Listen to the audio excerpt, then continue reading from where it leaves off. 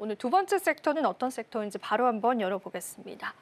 자, 역시나 오늘 시장에서 강했던 섹터입니다. 화장품 쪽 보겠습니다. 오늘 실적주들이 강한데 그 주인공이 미용, 의료기기, 화장품 쪽인 것 같아요. 네. 어떻게 보세요? 지금 시점에서는? 아무래도 이제 뷰티 쪽 화장품은 저희가 이 방송에서도 한번 이야기를 했었죠. 예. 과거에 ODM 쪽을 이야기를 많이 했었거든요.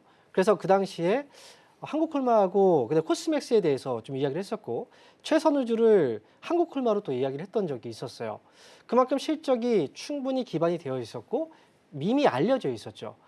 그리고 의료기기 역시도 마찬가지고 이 K-뷰티 쪽의 산업은 지금은 이제 국내에 한정되어 있는 산업이 아니죠. 그리고 아시아, 뭐 중국, 일본 쪽에 있어서 그동안 성장률이 왔지만 이런 이제 아시아 시장을 넘어서서 이제 미국이라든지 유럽 쪽으로도 이제 빠르게 확대가 되어 가고 있는 그런 분위기입니다.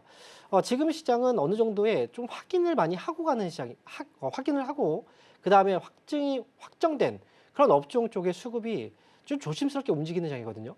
그러니까 실적이 어느 정도 확인이 되고 그리고 주가가 움직인다는 거죠. 여기에 맞춰서 본다면 화장품주들은 그동안 실적을 많이 확인을 시켜줬고요. 그리고 미국 쪽에서의 관세 이 정책 때문에 화장품은 원래 관세 적용이 안 받았는데 관세를 또 10% 받게 됐거든요. 그러면 미국 쪽에서 지금 최근 들어서 성장을 해가고 있다가 과연 성장이 가서 이제 계속될 수 있을까 의문을 풀었지만 4월 미국 수출을 보시면 화장품 쪽에서 보면은 이제 10% 관세를 부과했는데도 불구하고 6%의 성장이 이미 나왔어요. 그래서 관세도 영향이 미비했다라는 부분들도 화장품 쪽에 수급이 좀 몰리고 있는 이유가 아닐까라고 생각이 되고요. 그리고 오늘 같은 경우에 중국 관련 종목들이 좀 움직이고 있는데 중국 쪽에서도 이미 어제 화학 관련주들이 이제 관련주들이 올라왔거든요. 그런데 중국에서는 경기 부양책을 한번 시사했습니다. 오늘 같은 경우에는 기준금리를 0.1%포인트 인하를 한다는 얘기가 있었고요. 그 다음에 시중은행의 지급준비율도 0.5%포인트를 인하한다. 이런 뉴스가 있었거든요. 그러니까 중국 쪽에서의 경기 부양책도 화장품주한테는 당연히 호재일 수밖에 없죠. 그래서 모멘텀의 경우 미국은 없어요. 지금 중국 쪽의 모멘텀을 좀 따라갈 수밖에 없고 중국 쪽에서의 가장 큰 수혜주가 무엇인가를 좀 찾다 보면은 결국은 화장품 쪽에 결론이 나올 수밖에 없다. 그래서 화장품주들에 대해서는 계속 관심이 필요하다. 이렇게 말씀을 드릴 수가 있겠습니다. 네. 사실 우리가 최근에 이제 중국에 관한 소비처를 가지고 있는 기업군들의 흐름이 나쁘진 않습니다. 그런 뷰로서 그 미국향 매출보다는 이제 중국향 매출 쪽에 좀 집중을 해보면서 시장의 투자 전략 세워보시는 게 좋을 것 같은데 그럼 최선우주 한번 여쭤보겠습니다. 어떤 기업 좀 긍정적으로 보실까요?